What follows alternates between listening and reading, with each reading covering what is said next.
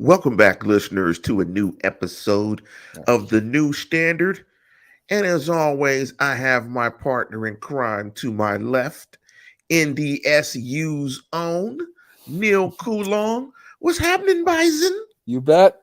Go Bison. Down year for the herd this year. They actually did not win a national championship. That's something that we have not said much in the last 12 years, but it is the truth. I know this though, Lance. It's the Steelers off season. It's the business season, as you call it. Yes. And Bison or not, Steelers are rolling on. And you know what? I feel like they are in a better position this offseason than they were last offseason. And that includes the presence of the most popular and loved offensive coordinator in the NFL. Matthew, Saskatchewan. Yes. Matthew, Ottawa. Matthew, Toronto is back. And what's up, Mark Slauson? We'll jump into your question since you're first in here. We'll jump into it today for sure, as always. If you want to participate in the program, make sure you go to YouTube and do a search for The New Standard and Lance Williams or Neil Coulon. We're also monetized now, so I think there are a variety of ways in which you can contribute to the show. I think there's a super chat of some sort. If you see it in there, let me know if it's there. If you want to participate in that way, thank you. We appreciate it.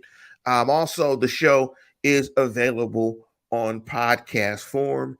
You can look for it, a social, any of your podcast feeders or readers and whatever they're called, and do a search for The New Standard and Lance Williams Steelers, Neil Coulon, Lance Williams, some combination of the two. And as you guys look on the screen, what you see rolling on the bottom is the question that we want to dig into today is why did Mike Tomlin retain Matthew Canada, a.k.a. Matty Toronto, a.k.a. Maple Matt, for the 2023 season? Now, before we jump into that, I want to give some analytical reasons and some numbers as to why that question is puzzling.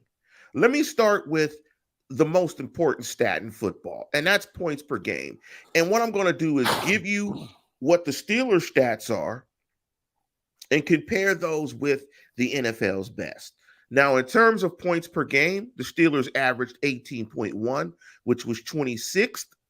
The NFL leader is playing in the AFC Championship for the fifth consecutive year, and that's Patrick Mahomes and the Kansas City Chiefs. They are averaging 29.2. That's a difference of 11 points. In terms of points per play, it makes sense that points per play would be impacted as well if you don't score much. The Steelers are 28th. The Chiefs were number one. The Steelers scored 0.278 points per play to the Chiefs 0.543. Big difference there. Also, points per drive. Chiefs were number one. Steelers 23rd. Point margin in terms of victories. And typically that is a good stat because teams typically with a negative point differential don't make the playoffs. Correct me if I'm wrong, Neil. Did the Vikings have a negative point differential this year? I think they finished under the positive mark, largely in steam of a brutal beatdown they took toward the end of the year. But they were flirting around that level all season, whether they finished plus 5 or whatever in that category. That there was a team that just didn't show any sense of consistency week in and week out, and not an incredible surprise that they lost in the wild card round.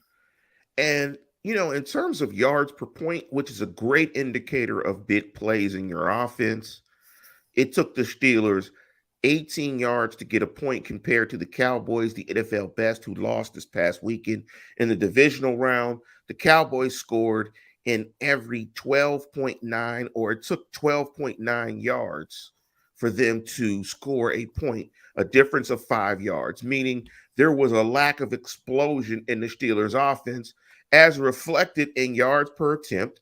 The Steelers were 28th, 6.4. The Dolphins were number one at 8.2, a difference of 2 yards.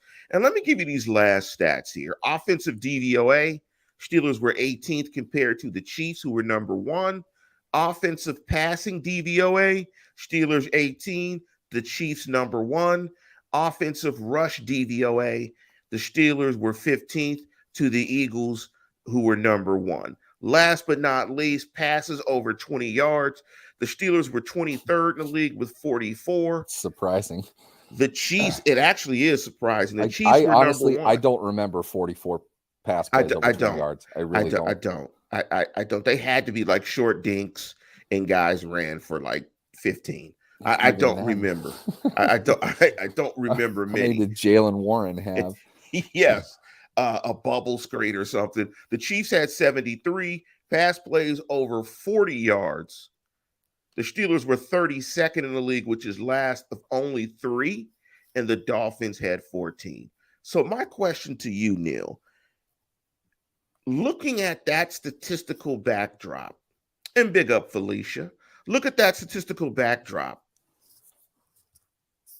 I have a reason why he retained Matt Canada. Looking at those stats, which are dreadful, in my opinion, there is no realistic statistical reason, if you look at those numbers, and maybe I nitpick them,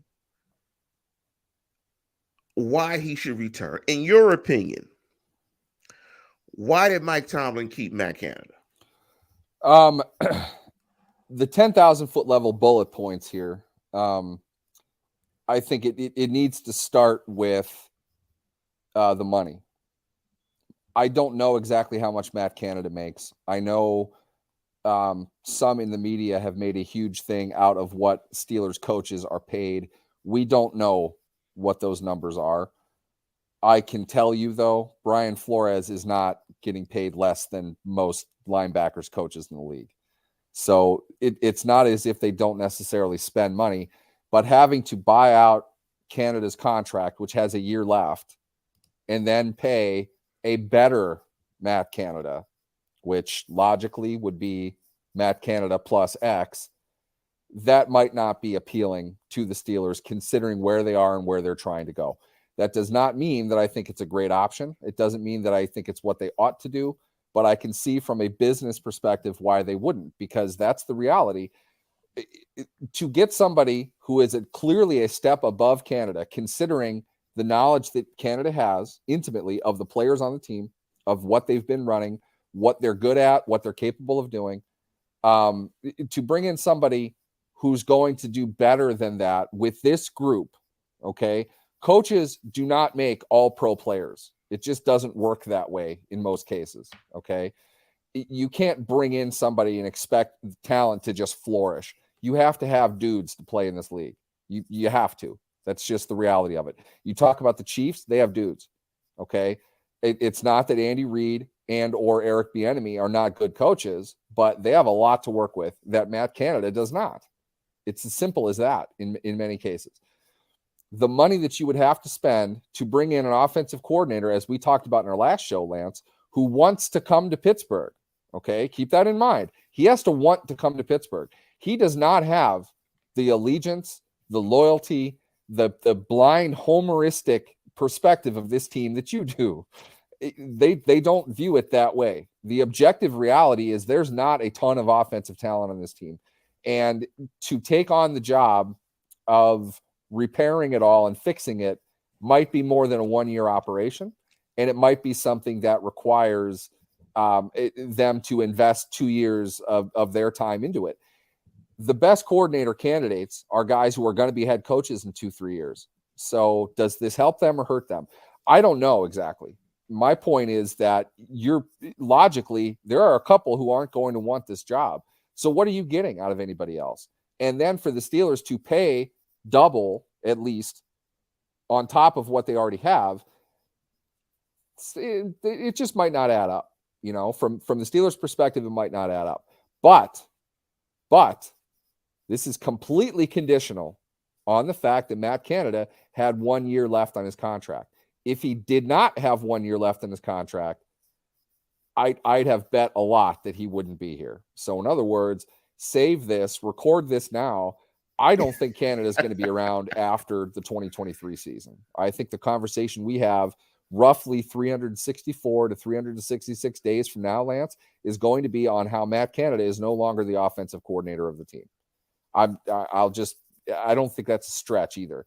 The second part to weigh in with all of this is you have to be reasonable. You have to be objective in how you're evaluating this. The numbers that you put in there are absolutely bad. What we can't do is parse out the back half of this season. Post bye, where are they in those numbers? It's not great, but it's a hell of a lot better than it was to start. So you have to be able to say, Canada, as much as you hate him, as terrible as he is for running the ball on 2nd and 10, that bothers me too. You can't say objectively he did not get the job done to a large degree most of the second half of the season. Too little, too late. I'm not arguing that. But if we're going to look at the season total of numbers, we're not telling the right story. The story here is where this team is going, not where it was. Back in August, we talked about this consistently on this show, Lance. This team was going to struggle offensively big time early on. Big time. And they did. They did everything they could to make that prediction true. All right. They were a horrible offensive team to start off the season. And it took a while for them to get into their rhythm. New starters on the offensive line they're not plug and play. It's really hard to do that. Plus, you've got yet another new offensive coach. That's 2 and 2 years for Dan Moore. That's, I don't know how many for James Daniels. He changed teams, as did, why do I always forget Cole. Mason Cole. Chuksa Okorafor has had 4 coaches in 4 years, 2 position changes. There was a lot of upheaval on that offensive line. Oh, yeah, and then 2 new quarterbacks. One of them is a rookie. There's a lot to make up for in all of that. Then, and I was absolutely in favor of this. I thought it was a fantastic move, one that I didn't possibly think was going to happen. They traded Chase Claypool in the middle of the season. That's a slot guy that they expected to get 100 targets out of. You got rid of that for a price you had to take. Absolutely had to take it. My point, though, is there was upheaval at every level going through this season, yet they ended on a better note. They ended much better than where they started. Add in the dollars, put aside the fact that they had a night and day season. The direction they're going in, to me, I can see why they would keep Matt Canada. It is not my money, okay? But if it was, I probably would side with that as well. It's not my money, so I don't care. I'd rather them have a better offensive coordinator. It just might not be the most realistic thing right now. I don't know if that made sense. That was far longer than I intended it to be. No, it made a lot of sense. And here's something I want to add. And big up to Blackjack Novak. That's a new name in the thread. Big up to Felicia. Big up to Marcus J. Kevin Jones. Big up to everybody in the chat. I don't see my man Mel, but I'm sure Mel will listen to this show a little bit later. Thank you, Felicia, for that information about the super chat feature and the super stickers. I will encourage you guys to use those, see how they work. Also, I want to add is the number that I think you left out, and I think you were getting to it, but you didn't say it, was the number that trumps all the numbers. They went 7-2 in the last 9. Yep. And if you say to your fan base, to your ownership, to your team, to your developing quarterback who's building a rapport and a relationship with this guy, and you see that your offense is trending forward, not to the degree that I would be satisfied with, and I'm sure that they aren't, it's very hard to fire your coordinator when you go 7-2 over the last stretch. You finish 9-8, and the offense starts looking better, and your quarterback, particularly your new, you hope to be franchise your quarterback, is playing better. Your rookie guy. So the only way I think Matt Canada would have gotten fired this year would have been had they gone 5-12. Had they gone, I'm trying to keep it at 17. I'm thinking of 17. Had they gone 4-13. 4-13. see, with the 17 games, I had to practice it. I had to hate it. So if they went 4-17, he gets fired because when you juxtapose that record upon if your offense is getting better, you can always lean on the fact that, oh, we weren't winning games. We're going to fire this guy. At the end of the day, the most important number, and I could give you a whole host of other numbers that basically would statistically prove what the Steeler offense, what we all knew it was average. But at the end of the day, they went 9-8. They didn't go to the playoffs, but he could tell you that our offense was improving. We went 7-2 over the last stretch. Kenny is playing much better, played much better on the road in big games, so on and so forth. You could tell that to your owner, and guess what? You wouldn't be lying. You wouldn't be lying. You'd be telling the truth. So when you couple all that, I knew he wasn't getting fired. After it was taking a little bit of time, and Tomlin was gone for the exit interview, so on and so forth. It just so happened to happen on the day we did the show last weekend that he wasn't going to get fired. But we had a sense that he wasn't going to get fired. But I think you peeled back something that's more interesting. Is what has a greater impact on scoring, dudes or scheme? And what is the ceiling for this offense with the combination of Matt Canada and Kenny Pickett? And by the way, listeners, what would be the opposite of Matt Canada? Would it be Gregory USA? Would that be the opposite of Matt Canada? I think Gregory USA. And last but not least, while you dive into the question that I'm throwing to you, is the Steelers' job. If you want that sexy guy, like let's say Ken Dorsey, like the Steelers aren't going to do that. Set up a coordinator for a 1-year exit. They're just not going to do that. And we see Ken Dorsey getting interviews and so on and so forth. That's just not going to happen. But what do you think is the ceiling? First of all, who's more responsible for scoring? Dude, scheme, combination of the two? And what do you think is the ceiling for this combination of Pickett and Canada? I'm going to start with the ceiling thing. I'll stay consistent with this. The ceiling is not incredibly high. I like Kenny. I like Kenny the leader. I think he's gutsy. I think he's a clutch performer kind of guy. He is not going to be a scoreboard lighter kind of quarterback. He's not going to light up the stat sheet. He's not the guy you're falling all over yourself to draft in fantasy Let me football. ask you something real quick before you continue, Neil. Is saying he's gutsy the equivalent of saying she cute with a good personality? I'm in all kinds of trouble with this. Black and white. If we separate skills, and I hate this. I am not a fan of this with quarterbacks in particular. Skills play off one another. It's a whole package. So you really have to take everything. If we are, though, to separate the guts part of it, which is, in my opinion, just kind of clutch performance. It's the guys that physically their blood pressure doesn't rise. They find calm in the chaos, and they can perform at their best. He has that trait. That's very important in and of itself.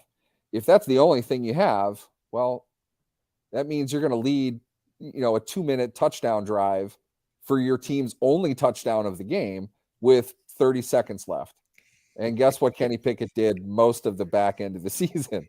Yeah. So to me, Kenny, from what we saw, and we saw improvement,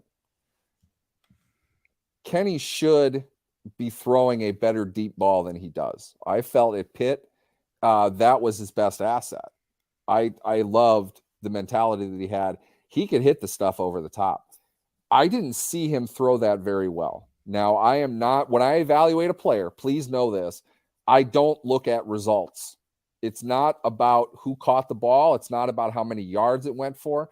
It's about how he received the ball, how he surveyed the field, where his feet were, what his motion looked like when he released the ball, how far the ball traveled, and where it landed in reference to the intended receiver. Hopefully the receiver catches it, but that doesn't happen every time. That's not the point in evaluation. Okay. Perfect passes get dropped. Receivers run the wrong routes. The quarterback could put it exactly where it was supposed to go. Those things happen. You have to look at it in the vacuum of, did he get the ball, read the field calmly, set his feet correctly, throw the ball fluidly, and put it where it was supposed to go? That's what you're evaluating. I feel Pickett missed on that more often than I thought he would have with the Steelers, because I thought he did it damn well at Pitt. Doesn't have a howitzer of an arm. He's not putting it 70 yards down the field on a line. I don't necessarily think you need that, but you do need to be able to hit deeper arcing passes to your guys outside the numbers. That's the NFL, not defined as such, but you need to be able to hit deep. I don't think he did that very well. There were some issues, in my opinion, with him on the move a little bit, hitting stuff. If he didn't set his feet to throw the ball, there wasn't good velocity on it. Oftentimes he overthrew a bunch of stuff. I think he gets a little bit too fired up. Some of that it is a mental challenge, because he's loading up and trying to throw the thing through a wall because he knows he can't throw very hard. That's a problem you have to worry about. He's got work to do. I will say this, though, and I don't want to stray too far here, Lance, but Sports Illustrated's Albert Breer, or excuse me, it wasn't Albert Breer, it was Connor Orr, wrote a piece on Brock Purdy when he was just starting to ascend, like after his first or second start. Great story. What happened? Why was this guy the last pick of the draft? He comes in and starts and looks like he belongs. The main thing that he emphasized, and we talked about this last week, was the amount of work that he put in with a throwing coach. He was able to correct a lot of the issues that he had with his mechanics, and he's a very different player than he was his senior year at Iowa State. Take the first 5 throws that he had in the NFL on the regular season stage versus the last 5 throws he had at Iowa State. Vastly different player. Kudos to him for that improvement. Pickett needs to continue that kind of a process. I'm sure he is right now. He's paid a lot of money. He's worth an insane amount of money. He knows what it's worth. I'm sure he's throwing as we're recording this. He has to put that work in mechanically, because he's got to get more velocity. He's listening to the show right now. Exactly. I'm sure he's got this in right now.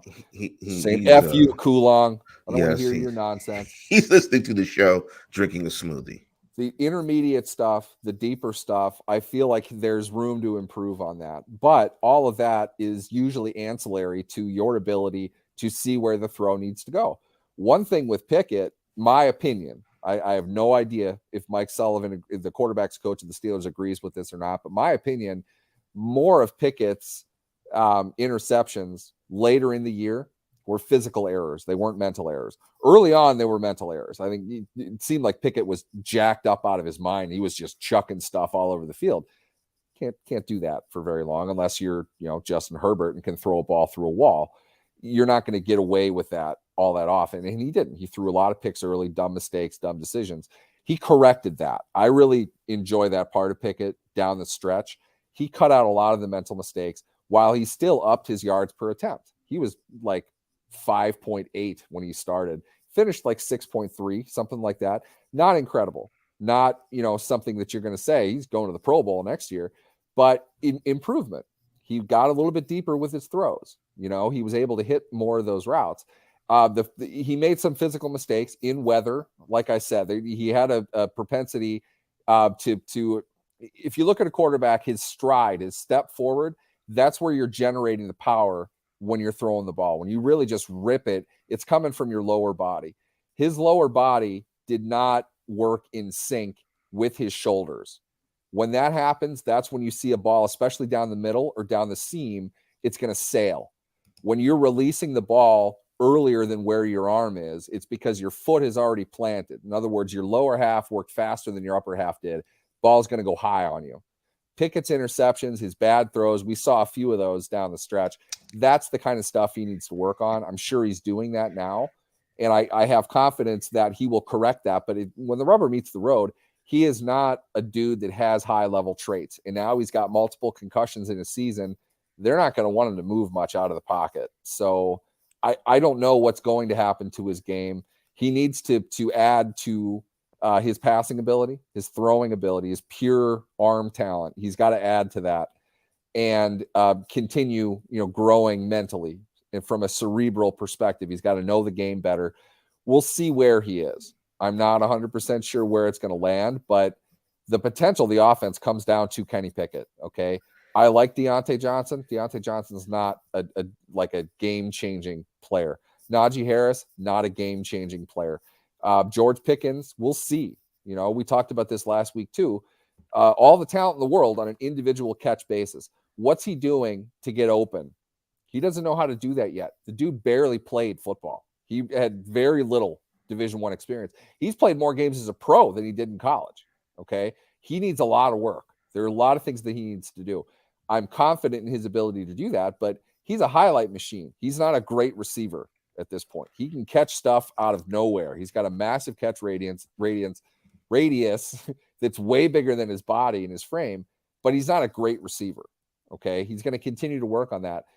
Their potential, I don't know. They don't have explosive plays, really. They have some guys that can do that, but not, dry H-ing you up and down the field the way that the top offenses in the league are able to do. They're not that good. They don't have that many weapons. I think they can do better, but this is still probably a 24-point a game offense on the optimistic side. Here's that's interesting. And pick up the Double H. I want to thank you, Double H, for the kind words. And thank you for the super chat, man. Thank you, Double H. I really appreciate it. And I'm laughing at Marcus J in the chat because he called Herbert the new Jeff George. I love the Jeff George reference. That's great. It's old school. Because Jeff George is old school. Big up Marcus J. And Jeff George was the guy that had all the physical talent in the world. Jeff George had arm talent for years. Arm talent, but could Jeff throw George everything. He never was consistent and couldn't win. I want to jump into, before we keep moving, a great point by Anthony Picano, and big up Anthony. Welcome to the show. About the management of Kenny. I thought the way that they managed Kenny late in the year was pretty good, and they started to take him a little bit off the leash. But I thought that there was definitely that the offense started to center more around the running game, trying to play the low turnover game, play to your defense, win late, make some plays, which is a nerve-wracking way to play for fans to watch. And it's a nerve-wracking sort of way to play because you can't make many mistakes. But I think the positive in that was Pickett was able to perform well in that context and not make those plays and be clutch in those situations. I'm interested in seeing what happens when they take the leash off of Kenny and allow him to get into every nuance, crack, crevice, and cranny of this particular offense. And that leads to the comment from John Pennington, who said, I really think the scheme and the way Canada puts players in the best position to win is the problem.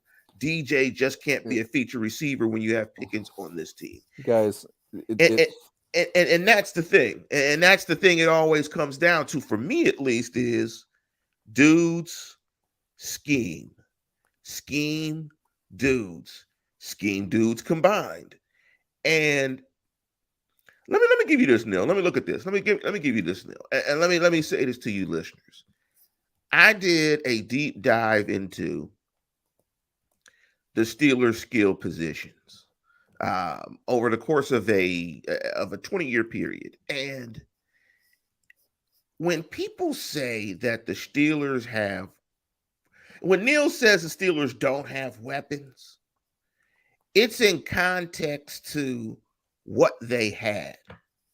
You're talking about a team that at one point in time had Le'Veon Bell, arguably the best running back at the time, Ben Roethlisberger, top 7 quarterback. I think we'd all put Ben somewhere in there. Top 7 quarterback at the time. They had Martavis Bryant, legit deep threat, Juju Smith-Schuster. And let's just take that combination. Any combination. Are you forgetting Antonio Brown, or are we jumping? No, I said, sorry. And AB. right? And AB. So you had AB and Bell, arguably the two best players at their position for like a 5-year stretch with Ben Roethlisberger. When you talk about elite 5 years, offensive but weapons, that's elite offensive weapons. There's no way in the world you yep. can compare Najee Harris, Deontay Johnson, George Pickens, and there were some combinations there where you could throw Heath Miller in the mix too. Fryermuth. The combination of offensive talent is going to limit, in my opinion, how far this offense goes, regardless of coordination and scheme. There's probably just but so much you can get out of this offense because of the personnel. Because there's going to be plenty of times when the defense has the right call for what you're calling, but you're still going to need a dude to make a play, i.e., you're going to need somebody to get mossed. That sort of thing, and I want to go to what John said. All receivers aren't the same in what they are being asked to do, certainly within the structure and the strategy of an offense. Deontay Johnson, for what he does, is at this point, considering he played in the league for 4 years to Pickens 1, he's at least twice the receiver George Pickens is. If you want a ball caught at the sideline from an impossible angle, George Pickens is your guy. If you want results on 13 targets to a receiver at the mid-level of the field, it's Deontay Johnson. You easily, that's not even a question. 32 teams in the league would say the same thing. George Pickens, he's a great highlight player. And you guys didn't even know who George Pickens was. I told you how good he was coming into the league. He barely played in college. Okay. He was coming off of a torn ACL after a freshman season in which he was a utility player on a national champion level Georgia team, in a great offense that they had. He was not like an every down player. He wasn't an every down player in Pittsburgh. He's still learning the game. There's a lot more that he needs to do. He does not get himself open. He's a combat catch guy and a damn good one. He's a damn good deep threat. Twice as good as Chase Claypool was after 2 seasons in the league. I love George Pickens. I love what he's going to bring to the team, but he is your X receiver. That's the outside guy. That's the guy down the numbers. He's running the deep digs. He's running the deep outs. He's running the deep posts. Johnson is the guy doing the dirty work underneath, and you have to be an excellent receiver in order to do that. In other words, you need to be able to separate. You have to get yourself open. Be nice if he caught the ball a little bit more often, though I would argue that that is grossly overblown by Steelers fans. He drops the ball more than you would like, for sure. But it's not like he has terrible hands or anything. Things that he needs to do. But the reality is Johnson's going to be the guy to get the most targets. Just like, you know, in your run game, they're going to touch the ball more than your receivers are. Because generally speaking, it's one guy who gets the ball in the run game, and you spread it out a bit among receivers for different situations. Johnson, in other words, you can't flip targets between Johnson and Pickens. They're two completely different players. Okay. They are asked to do different things, and they do different things. So Pickens, you hope, let's put it like this. This is where I wanted to go with this, Lance. Martavis Bryant didn't play. He didn't dress for the first 6 games of his career because he wasn't ready. He wasn't ready yet. He also didn't play a whole lot in college. And he was kind of the proverbial Tomlinism, the one-trick pony. Damn good trick. But until you show that you can at least run something else, putting him on the field is akin to saying he's only going to run one route. We know exactly what he's doing. That's telling the defense what a key skill position player, when you have 5 of them out there, 20% of your game plan is given away just with him in the huddle. They're aware of what he's going to do. The thing with Bryant, great deep ball, great physical skills, and he was super tall. Not a great route runner right away. But the thing that Bryant did, he developed an inside game. That's what we're not seeing right now from George Pickens. We will. I'm confident in that. But Bryant could run a slant. Bryant could run comebacks. And they were using that more and more. They used him in the short game opposite Brown when they had numbers one way or another. They trusted that Bryant could get off the line and get his body in a position he can catch the ball and get upfield and make plays. It's not a question of giving him more targets. It's not a comparative battle between Johnson and Pickens. It's just that Johnson's job is to catch more passes. That's the Z receiver. It typically is going to get the ball more often. Pickens is an X. What they do with him next year, I don't know. I hope he continues to grow. I think that he will. But getting to the main point, those guys right now, they're not Devontae Smith. They're not A.J. Brown. They're not Deebo Samuel. I don't think the Chiefs really have a guy that's all that worthy of much right now. But he's not Jamar Chase, not even T. Higgins. Those are dudes, okay? Just because we see our guys all the time, just because everyone freaks out when George Pickens makes some ridiculous highlight catch, doesn't mean that he's a dude, doesn't mean that he's a great receiver. He's a very young receiver who has not played the game very much. He's got a lot of work he has to do. He's got potential. Yeah, and I have no doubt he's going to get there, but the reps have to come. Time takes time. He's going to have to put in the work. I feel he'll do that, and I don't think we could see a receiver put in less work than what it seems Chase Claypool did. That's why they drafted Pickens. That's why they moved Claypool inside. And keep in mind, we laughed about this at the time. Claypool was the guy who announced the pick. He literally announced the guy who was going to replace him. Yes, and I said that at the time too. Yes, Pickens is a vastly better X receiver than Claypool is going to be. I would bet my life on that. But Pickens hasn't played much. He has a lot of work he needs to do to round all of that out. I'm confident that he will, but we don't see that right now. I don't think that happens overnight either. A lot of work you got to put in. Johnson put in that work. Johnson got a lot better. Johnson is a good receiver. Limited ceiling-wise, he's not going to be a big play guy at any point in his career, but he can get open. And hopefully they can figure out a way to get the ball to him and get him free. They really struggled with that this season. That will help their offense considerably. In fact, I think that's the missing ingredient to all of this. They were terrible after the catch this year. Terrible. Yeah, absolutely. Absolutely. Here's the thing, and I want to jump into this comment from Mark Sloss. And Mark said, I would be happy if this offense could average 24 points a game with this D. 18 is pathetic. They were at 15. And they were at 15. They were at 15. That 24 is interesting because part of my little deep dive into the Steelers skill groups from 2004 to 2022 was their average points per game under the particular coordinators. And keep that number 24 in your head. Under Ken Wisenhunt, they averaged 23.4. Under Bruce Arians, they averaged 23.0 now, or 23. Now, this is with Ben Roethlisberger and very good weapons. Under Todd Haley, they averaged 25. Under Randy Fichtner, they averaged 24. And under Matt Canada, they're averaging 19. Their high average for the year was in 3 particular seasons. 2014, they averaged 26.6. In 2017, and both of these are with Haley, they averaged 26.4. With Fichtner, 26.8 in 2018. And in 2020 with Fichtner, they averaged 26.6. Some of the offensive players in those groups, Lev Bell, LeGarrette Blount, Heath Miller, A.B., Wheaton, Bryant, Vance McDonald, Juju, Martavis Bryant. When you hear those names are clearly better than the guys that you have now.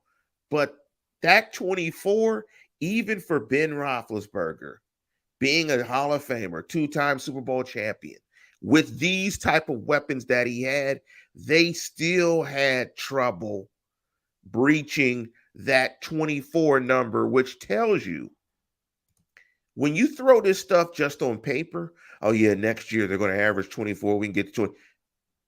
Averaging 7 more points a game over the course of a season is a lot of work. You need some dudes. You need great coordination. You need a bunch of stuff to happen. So, when I look at it, I think that, if you went from 18 to 22, that seems like a reasonable jump. And that might be a lot, an additional 4 points a game over the course of the season. But this jump to 25 is it's going to be tough. And I say all this to say that going into the conference championships on the AFC side, you have Joe Burrow in the division, Cincinnati loaded, Joe Burrow on a rookie contract. He's soon to not be, so they better win soon because he's going to be counting about 50 million against the cap probably next year or within the next 2 years. You got Patrick Mahomes, the gold platinum standard at quarterback, and and and so so quarterback is so deep in the AFC. When you look at it moving forward, it's going to be tough. And getting to this 24 points per game and 25 and this 26 that you need and this 27 is going to be tough. I think what we're saying is they need dudes. But I think the key to all of it is Kenny. Kenny has to be that guy. The Steelers are going to make that jump and ascend, in my opinion, is based on how fast Kenny Pickett develops, how much better he gets in this window where Kenny Pickett is still cheap. They've got a 4-year stretch, maybe a 3-year stretch where they've got to get a lot of football done with Kenny Pickett. And I'm just wondering, what this offense is going to look like when they take the reins off Kenny and how much this offense could score. The friend of the program, who I will not name, he capped it at 23 points per game. He said that 23 points per game is about as much as he can see this Matt Canada horizontal passing offense producing. What's your thoughts in terms of what do you see next year offensively in the evolution of Kenny Pickett and then bringing back Canada? What I would like to see, not a prediction, I would hope the Steelers see this. I'd imagine there will at least be discussions out of it. They need to get an experienced receiver who can get on the field in week 1 who is not named Gunnar Olszewski, not named Steven Sims. They need to get a competent veteran for 11 personnel in an effort to start to use the passing game within the passing game. What I mean by that is they need combo routes. They need to set each other up much better than they have. The comment was made earlier at some point in the chat. All they do is just rely on Deontay getting open or chuck it up deep to Pickens. That's incorrect, but the spirit of it is right. They're not using them in concert with one another. And a big part of that is because they're not able to go deep successfully well. Quarterback didn't throw it well, Trubisky or Pickett. Their offensive line did not protect well at any point on the line over the course of the year. All of these things lead you to not want to do that because with an offense that's as impotent as the Steelers is, you had to aim small and miss small. They had to take the opportunities they had, try to possess the ball, and go the long way down the field. If they start chucking it up, quarterback's going to get hit because they can't protect. He's going to fumble. They can't turn the ball over and expect to win games, not with that offense. Or it's going to be an inaccurate pass that gets picked off, so you're punting on second down. You can't have that. So if they want to open that up, they've got to start using each other. Now, they're like a sluggo concept, for example. You're running a post. You run a post, and underneath that, you're running a drag. The receiver, the two receivers from opposite sides of the field are working in concert with one another when they're breaking, and you're trying to draw zone defenses into conflict. That's the key thing on offense. You want your defender to be put into conflict. In the run game, the defender who's in the most conflict is known as the force. Within the secondary, what you're trying to do is get frozen guys. Make a defender have to think twice about what they're doing, and your quarterback is reading both receivers simultaneously because they're working off of each other. The Steelers tragically avoid combo routes. They ran them all the time under Haley, and they were hugely successful with it. Having Antonio Brown certainly helps that. This is the kind of stuff, when you talk about motion, those concepts come out when you are still running guys off of each other, forcing the defense into conflict and being able to identify as a passer where the open guy is going to be. That's what they need to do more of. And they aren't. They aren't because they've had to run everything so simplified because of a new offensive line and a new offensive line coach. One really dumb receiver who left midway through the season, thank God, and a rookie who's barely played once again. And on top of that, zero depth. I'm not trying to denigrate the guy, and I don't mean this anything more than I'm just being a smart ass, but do you realize something called Steven Sims was like an integral part of this offense over the last 5-6 games? Steven Sims. Who the hell is he? He's a nobody. Anthony Miller has NFL experience. I would expect him to be first in line for a slot spot. If he can play some teams, I think it might come down to that for him. Not a great NFL player, but experienced enough that he's going to be able to run these kinds of concepts. They have to be able to do that. First and foremost, that has to be, my opinion, mission critical for the offseason is developing those concepts and getting your quarterback familiar with what they're doing and making sure that your second year highlight reel wide receiver knows how to actually play the game and not just the sub game of highlight sideline catches. He's got to be an NFL receiver. Once they get that going, that's where the explosive plays are going to come from. That's when you do the proverbial throwing a receiver open. That's when they get the ball in space and can make hay after the catch. Didn't do any of that this year. Didn't do it last year. That's my number one complaint about Matt Canada. They didn't do enough of that. I understand why they might not.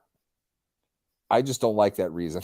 But the thing is, it goes to what you're saying, man. It's roster. A lot of this is roster construction. Yep. And that's the game. The entire game is roster construction. And I love what Grayson said. And we're going to give you our picks. Pick up the Grayson. Pick up my guy. He said it doesn't matter who comes out the AFC. NFC team will blow them out lopsided. And when he says that, it comes to roster, because you guys can disagree with me or not. There's two paths to the title. You either get the Mahomes guy, you pay him a ton of money, he pulls your team along, he makes up for gaps in your roster because he's arguably an all-time great. He makes up for anything that you lack because you're scoring a ton of points because he's just that dude. And he's doing it every single week. You couple that with Bieniemy and Andy Reid, you make up those differences. That's A. B is the Philadelphia style.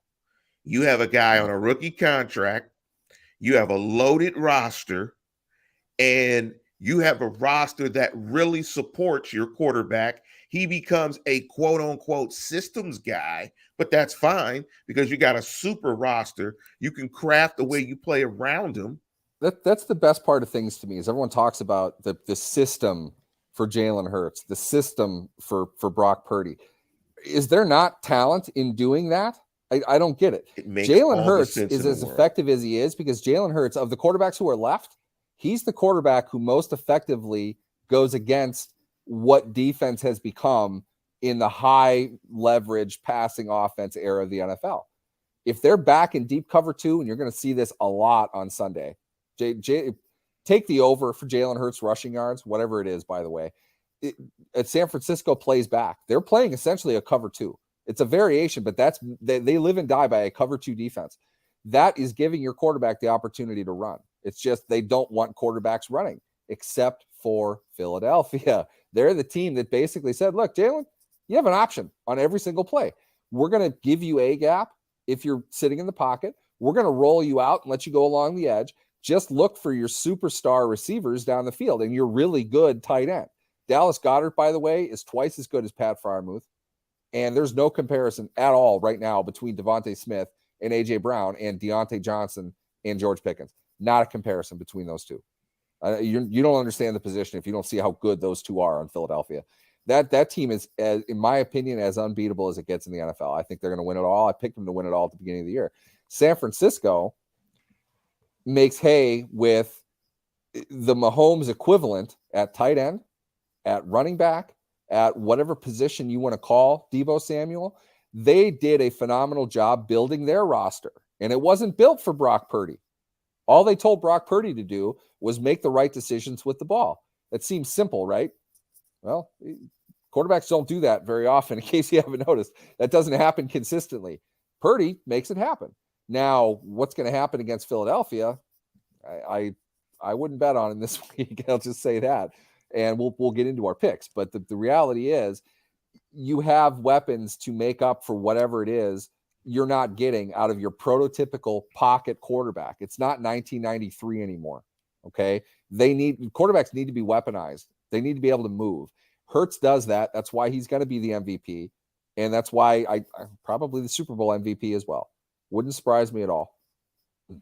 Now, to that point, I think where the Steelers are with Kenny Pickett, because I think Joe Burrow, from a physical trait standpoint, is about the lowest you get and still be a superstar guy. Now, with that being said, I think the Steelers have to take the route of they have to load that roster up. They've got to load that roster up and go that route over the next couple of years to try to compete with a team like Cincinnati, because the AFC is just tough. You got the monsters in the AFC. And if Aaron Rodgers comes to the AFC as it's being kind of floated, we'll see. It gets even worse. Ask people this more than anything, and this is what I think people don't take into account. Do you realize that Travis Kelce and George Kittle are two of the 5 best tight ends to ever play the game, and they're in their prime right now? They play the game in a vastly different way because of how good they are. They are transcendent players. Christian McCaffrey is one of the most effective 3-down running backs in the history of the NFL. He really is. You look at a guy like Debo, he doesn't have a comparison. He is so unique in what he does, yet he's so incredibly talented at the same time. Pittsburgh can't get out of first gear, and these guys are driving in overdrive. I mean, it's as simple as that. They have dudes. Pittsburgh doesn't have any dudes. Great draft class. I like where it's going. That's something I think we need to get into more, Lance. A really positive draft class last year. Better than they've had lately, that's for sure. They need more of that to build on what they're doing. It's not that they're bad. It's just that they aren't the top dogs. They're not. It can't possibly be mistaken for those teams. Buffalo got whipped start to finish in that game, which I picked, by the way. Buffalo got utterly dismantled by Cincinnati. A 27-10 final score that wasn't even that close. They struggled and Buffalo to get 10. Beat the ever-loving shit out of the Steelers. Okay? That's how far off they are right now. And I'm not saying that to be negative. I just mean that what they have today doesn't matter. It really doesn't. They have to continue to build. These can't be the core guys. If they're going to win, these can't be the core guys. Yes, they've got to add more dudes. They've got to get more big-time talent. And they have an opportunity to do that. This is why they fell into sheer luck and a totally historically bizarre situation in Chicago. They probably don't need a second-round draft pick. They have to pay up. They have to pay guys to get to the floor of the salary cap this year. So paying Chase is nothing to them. They don't need another draft pick. They've got plenty of draft picks. So they made the move they made because it makes sense for them. This is a player they can invest in. I don't know how good that return is going to be, but they have to spend money. So for Pittsburgh to luck into that situation and get a premium pick for a substandard player who's underachieved to this point in his career, luck.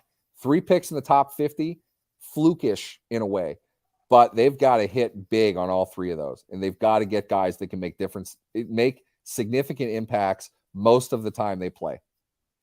Yes, I agree. And to Grayson's point about pumping the brakes on Joe Burrow because the Steelers make him look a certain way. Well, in that last game, Joe was 24 for 39 for 355 yards per attempt, 9.1 for 4 TDs, and a quarterback rating of 104, and they scored 37 points. So Joe's figured it out in the instances.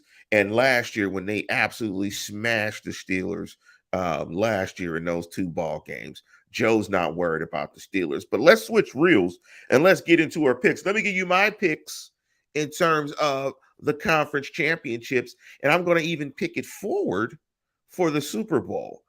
It's going to be very interesting on the NFC side. I have a Niner fan. My wife is a Niner fan.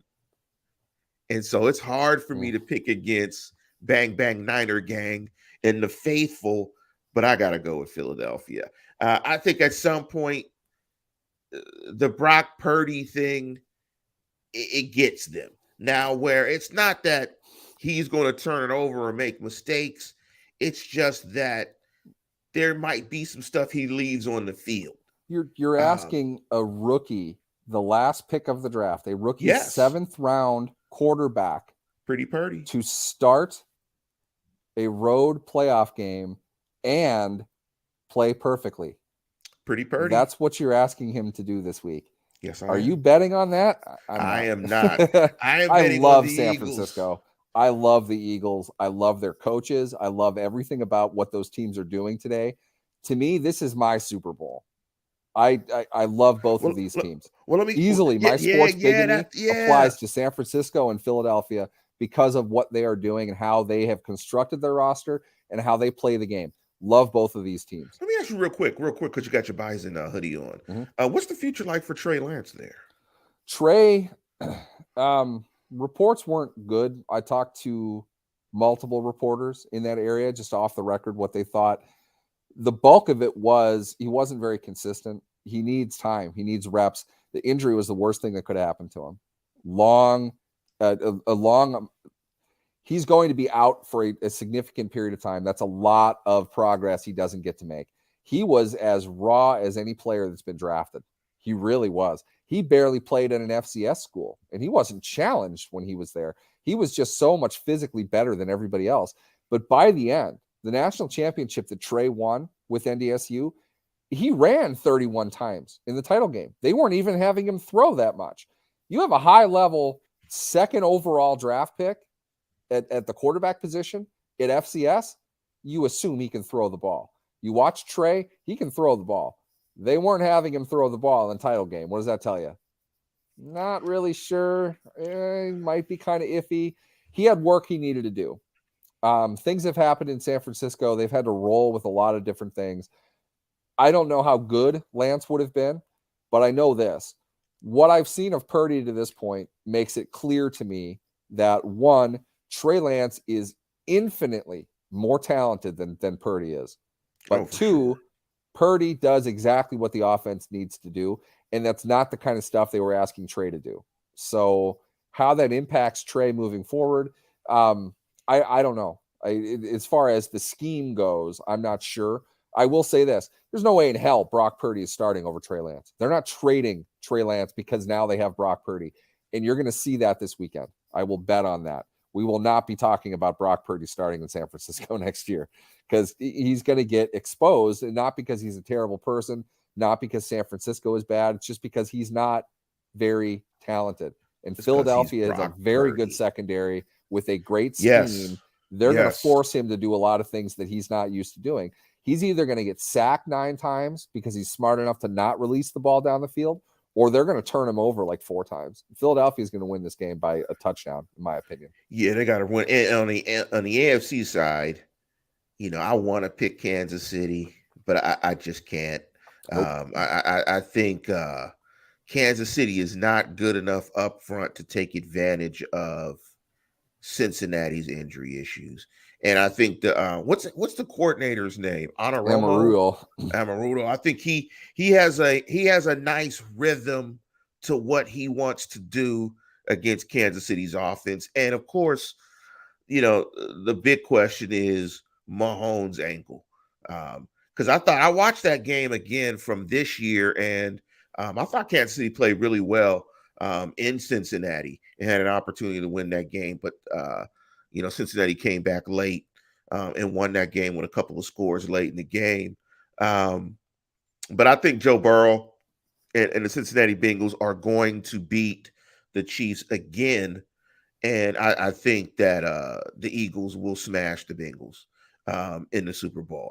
Because the Eagles will take advantage of that offensive line if it's not healthy. Hassan Reddick and them boys, they will get after Cincinnati. So I like Philadelphia to win it. I like Philadelphia to win it. Philadelphia has so much talent all over their team. I love what they've done, what they've created there. But Cincinnati, Here's the thing, and I'll be labeled a Burrow hater for this, and I'm totally fine with that because I am the biggest defender of the Bengals defense there is. Look at what the Bengals defense did last year. Objectively, did Joe Burrow play well in the Super Bowl? No, he didn't. He had the massive push-off touchdown. Beyond that, he didn't do anything significant in that game. I don't think he would have been the MVP if they won. He wasn't that good.